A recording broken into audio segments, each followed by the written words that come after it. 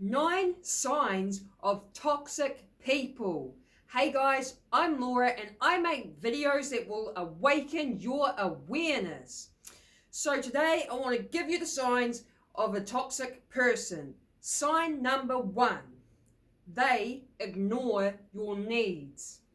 Sign number 2 is they make you feel bad about yourself. Sign number 3 is they don't apologize. They can't take the blame for anything. Sign number 4 is they manipulate you to get what they want. It's all about them and their needs. Sign number 5 is they keep judging you. Sign number 6 is they keep telling you that you are wrong. Sign number 7 is they get jealous of your achievements. Sign number 8 is they keep violating your boundaries. My cat's just come in. Hello. Hello. You in the video? Sorry guys, my cat just wanted to make an appearance.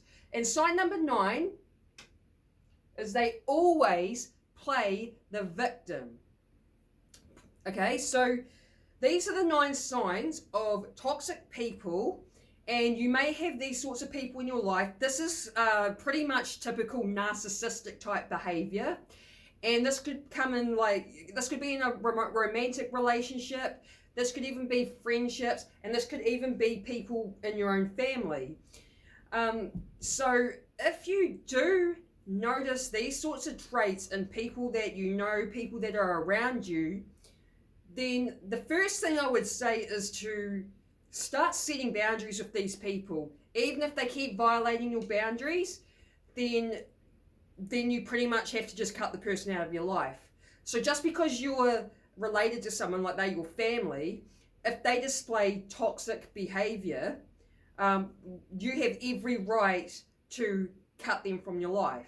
Doesn't matter if you're related or not. So the reason you don't want these sorts of people around is because they vibrate on these low negative type energies, and they will also affect your energy. So we have our own little, energy fields, right? And when you're like happy, joyful, peace, loving, these are all like real high vibe states to be in. And so your energy when you're in these states is vibrating very high. And then if you're feeling things like, anger and sadness, frustration, annoyance, sadness, these are all like these low vibe states, right?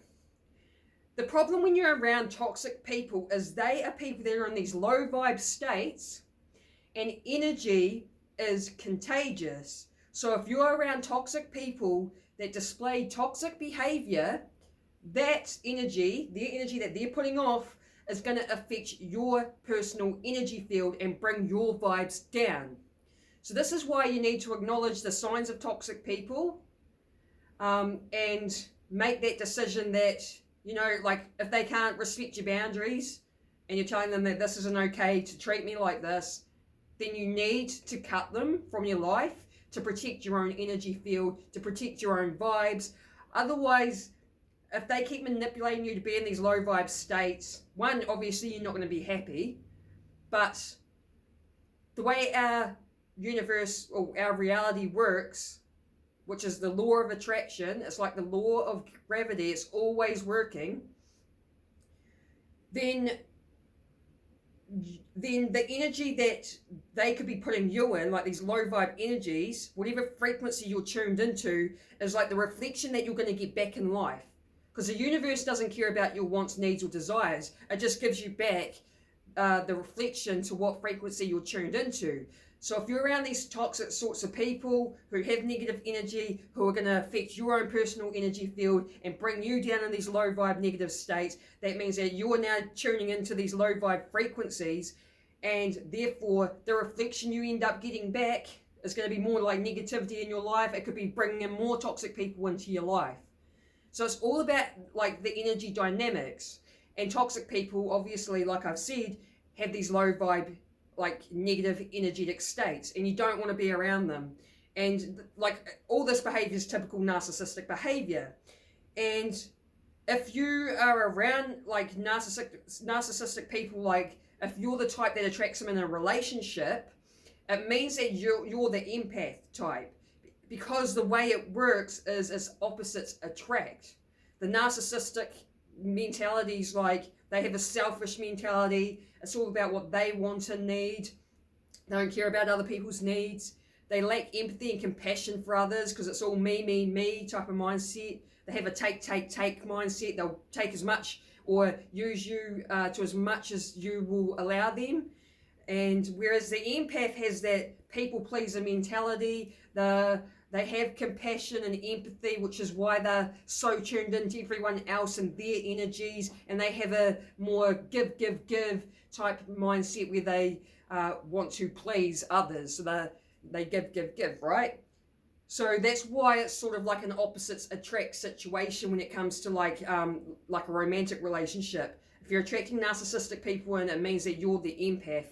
And the good news is, though, is you can do the work on yourself so you can move out of like the people-pleasing empath mentality, and you kind of need to become more balanced. It's not about becoming like a selfish person, like a narcissistic person. You don't want to do that. But it's more becoming a bit more balanced, so you're not like pleasing others and abandoning yourself in the process. You've got to start putting yourself first a bit more.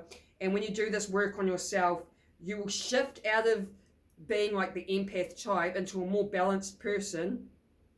And that is what will stop you from attracting narcissistic, toxic people from coming into your reality. So this is why it's really like I try to encourage people to start doing the work on themselves, like inner work and healing. Because I'm one of these people, I'm the empath that's been attracting narcissistic guys into relationships, and I've had to start looking at why and doing the work, which is how I've learned all this, right? So it all stems from the same core wound, which is the abandonment wound. Both the empath and the narcissist has some form of abandonment wound and abandonment issues from their childhood. That's what's created them to either be one or the other, right? But again, toxic people can also be in friendships. So if you have friends that display these signs that I just discussed, well, they're not really friends at the end of the day.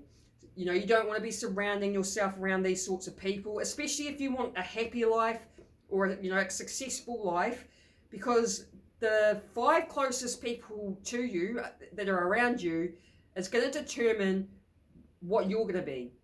So if you're around 5 people that are negative and complaining about life all the time and how shit being alive is or being on this planet is, that energy and being around these types of people, like you won't go far. You'll be stuck to be kind of like in that same type of mindset as them, and you won't go far in life at all. However, if you decide that, okay, I'm sick of these toxic people and I don't want them in my life, and you cut them, and then you go and find more positive people, like uplifting people, happy people, people that don't complain, they enjoy life, they know that there are great opportunities in life. You surround yourself, like if you switch from 5 negative types to 5 positive types, you yourself will notice a huge change just by who you've got around you.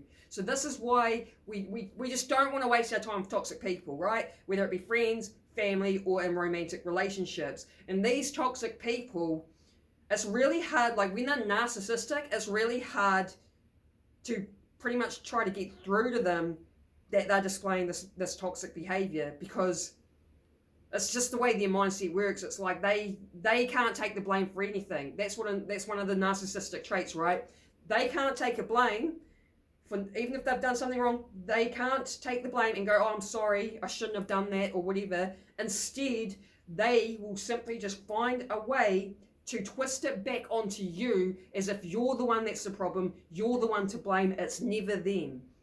So it's like you can't even really get through to them, no matter how much you try to explain what their behavior's like and how they're showing up. They can't see a problem with it. So you kind of just need to leave these people to, on their own journey. They're going to have to either figure it out for themselves by learning the hard way, or they're going to just continue being a toxic person until they die and they're going to live a miserable life. So this is why, being someone who's like more the empath type, you need to just stay away from these people, cut them all out, and then go and find people that are, like I said before, like more positive and uplifting. Because positive, uplifting people, people that enjoy life, people that are happy, are going to naturally help boost you up, boost you to like say if you wanted to pursue something in life, you're like, you know, you're excited about it, and you're around these toxic people, and they'll be like, oh, what are you going to do that for? You won't go anywhere, you know what I mean? But if you're around positive people that are like, yo, that is cool, that's a good idea, man, if there's anything I can help you out with, let me know. Like, they're more supportive, they'll boost you, they'll help you get somewhere in life. So be mindful about who's in your life, how they're showing up, what sort of behavior they're displaying, and if they're displaying toxic or disrespectful behavior, let them go. So I hope you like this video. If you got some sort of value out of it, help me out by giving me a thumbs up. If there's a sign that I may have missed, feel free to pop it in the comment section. And if you like this sort of content, then subscribe and hit the bell notification, because I make daily videos on my channel. So I hope you stick around, and I hope I see you on the next one. Peace.